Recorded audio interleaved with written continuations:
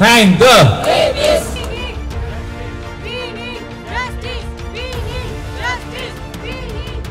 চিকিৎসকৰ প্ৰতিবাদ পণবন্দী ৰোগী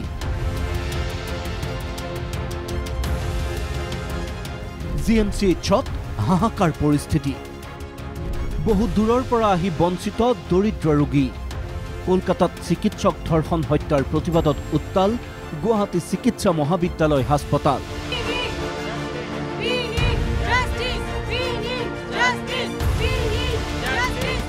কলকাতা কাণ্ডৰ প্ৰতিবাদত কনিষ্ঠ চিকিৎসকে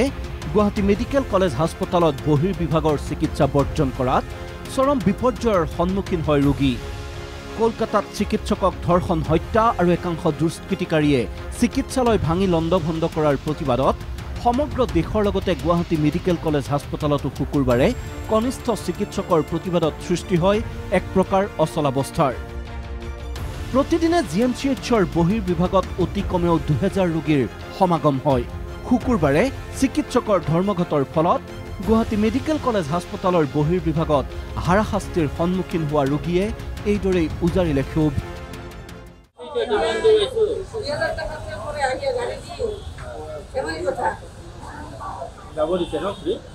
যাব মানে কি অসুবিধা হ'ব যাব মানে ইমান দূৰ আহি বঙাইগাঁৱৰ পৰা আহিছোঁ তাহাঁতৰ কঠিন হ'ব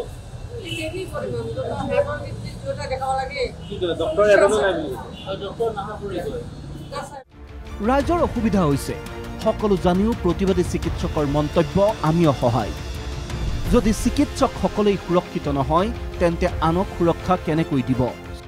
আমাৰ বৰ্তমান ওপিডিটো বন্ধ হৈছে এটো আমি এক্সট্ৰিমলি সৰি কিন্তু আমাৰ উপায় নাই আমি কৰিব লগা হৈছে আমি বাধ্য হৈছো এটো কৰিবলে কাৰণ এটো নকৰিলে আমাৰ একশন কোনো নলয় আমাৰ কথা কোনো নুশুনে আৰু যেতিয়া আমাৰ ডিমান্ডছখিনি আমি পাই যাম তেতিয়া হলে আমি আকৌ পুনৰ পেশেন্ট ওপিডিত চাম ইফালে কলকাতাৰ ঘটনাৰ পিছতে গুৱাহাটী মেডিকেল কলেজ হাস্পতালত কৰ্মৰত এইসকল কনিষ্ঠ চিকিৎসকৰ মন্তব্য তেওঁলোকৰ এতিয়া বাঢ়িছে ভয় সংশয় 1 weekৰ পৰা আই এম স্কেয়াৰ্ড টু ডেথ কাৰণ কেতিয়াবা কি বা হ'ব আমি একো নাম পাওঁ হস্টেলৰ পৰা আমাৰ আহিতে ভয় লাগে আহাৰ পিছত লিফ্টত যাব ভয় লাগে লিফ্টত অকেলা যদি দুটা আৰু মানুহৰ লগত থাকো তাতেও ভয় লাগে হয় আমি ডিউটিটো কৰি আছো নাইট ডিউটি কৰি আছো কিন্তু আমাৰ ইয়াতেতো প্ৰপাৰ সিকিউৰিটি বুলিবলে তেনেকুৱা নাই আমাৰ সিকিউৰিটি এভৰি ৱাৰ্ডতে থাকিব লাগে এভৰি ৱাৰ্ডতে সিসিটিভি কেমেৰা থাকিব লাগে এজন গাৰ্ড থাকিব লাগে তাৰ পিছত এজন পেশেন্টৰ লগত এজন এটেন্ডেন্ট এনেকুৱা ষ্ট্ৰিক্ট ৰুল বনাই দিব লাগে আনঅথৰাইজ পাৰ্সনেল বহুত ঘূৰি থাকে চুৰ ডকাইতিৰ ঘটনা হৈয়ে থাকে কনিষ্ঠ চিকিৎসকৰ প্ৰতিবাদত গুৱাহাটী মেডিকেল কলেজ হাস্পতালত চৰম আহুকালৰ সৃষ্টি হোৱাৰ পিছতে তীব্ৰ প্ৰতিক্ৰিয়া প্ৰকাশ কৰিছে গুৱাহাটী মেডিকেল কলেজ হাস্পতালৰ অধ্যক্ষ অচ্যুত বৈশ্যই ৰোগীৰ প্ৰতি সহানুভূতিহীন মানুহে এনে আন্দোলন কৰে এয়া চিকিৎসকৰ ধৰ্ম নহয় বুলি মন্তব্য অধ্যক্ষজনৰ এখন হস্পিটেল গুণ্ডাৰ কেইটামানে আহি ৰাতি ভাঙিছে তাৰ কাৰণে আমি বেলেগ এখন ৰাজ্যত আমি অনিৰ্দিষ্ট কাললৈ পেচেণ্টৰ চিকিৎসাটো নিদিয়াটো এটো হয়তো মানে মই এটো আমাৰ চিকিৎসকৰ ধৰ্মৰ পৰা বাহিৰত ইফালে কলকাতাত সংঘটিত ঘটনাৰ পিছতে গুৱাহাটী মেডিকেল কলেজ হাস্পতালত সুৰক্ষা প্ৰদানৰ দাবী উত্থাপন কৰাৰ প্ৰসংগত অধ্যক্ষ বৈশ্যৰ স্পষ্ট কথা এইখন চিকিৎসালয়হে যুদ্ধভূমি নহয় আমাৰ গেটতহে মই সিকিউৰিটি দিম মই যদি পেচেণ্টৰ পিছে পিছে সিকিউৰিটি মই দিব নোৱাৰোঁ আমাৰ তাত 2000 পেচেণ্ট থাকে মই 2000 পেচেণ্টৰ প্ৰতিটো ৱাৰ্ডত 40টা 45টা কৈ ৱাৰ্ড থাকে আমাৰ প্ৰায় 32টা ৱাৰ্ড আছে মই 32টা ৱাৰ্ডত সিকিউৰিটি কেনেকৈ ৰাখিম আৰু এখন চিকিৎসালয়হে এখন যদি মই যুদ্ধভূমি যদি হ'ল হয় মই সুৰক্ষা কৰ্মীৰ কথা ক'লোঁ যে প্ৰতিটো ৱাৰ্ডতে লাগিব প্ৰতিবাদকাৰী কনিষ্ঠ চিকিৎসকসকলে অভিযোগ কৰিছিল জিএমচিএইচত নাই প্ৰয়োজনীয় সিসিটিভি আৰু সুৰক্ষা কৰ্মী কিন্তু সেই অভিযোগ নস্যাৎ কৰি অধ্যক্ষৰ মন্তব্য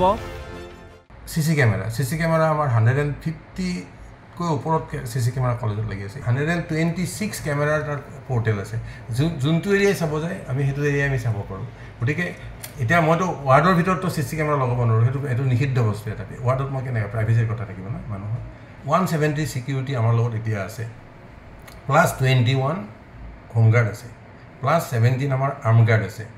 লগত থানাখন আমাৰ সন্মুখত আছে কলকাতাৰ চিকিৎসকক বলাৎকাৰ কৰি হত্যাৰ ঘটনা নিশ্চয়কৈ অতি গৰ্হিত আৰু নিন্দনীয়